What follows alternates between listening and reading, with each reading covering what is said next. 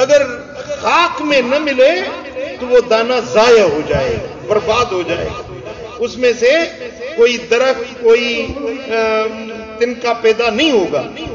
جب وہ خاک میں مل جاتا ہے تب جا کر اس میں سے وہ پودا پیدا ہوتا ہے۔ تو فقیری کا پودا، تصوف کا پودا بھی اس بدن سے نکلتا ہے جو خاک نشین ہو جاتا ہے، جو نیاز مند ہو جاتا ہے، جو انکسار، تذلل اور عاجزی والا بن جاتا ہے۔ اس کو اللہ تعالیٰ اونچا مقام عطا فرماتا ہے۔ میں نے میرے پیر و مرشد محبوب الہی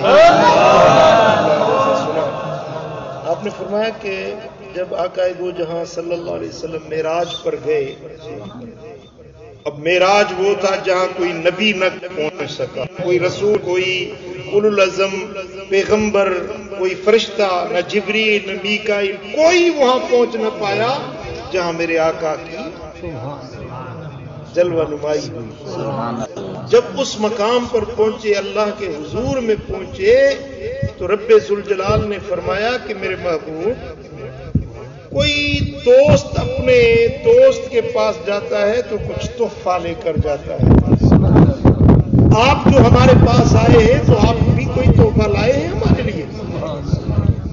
تو میرے آقا نے عرض کی، میرے مولا، میں ایسا تحفہ لایا ہوں جو تیرے خزانے میں ہے ہی نہیں۔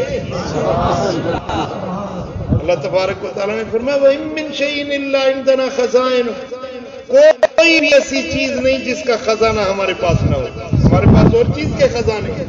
میرے محبوب، آپ کیا لائے ہیں جو ہمارے خزانے میں نہیں ہے؟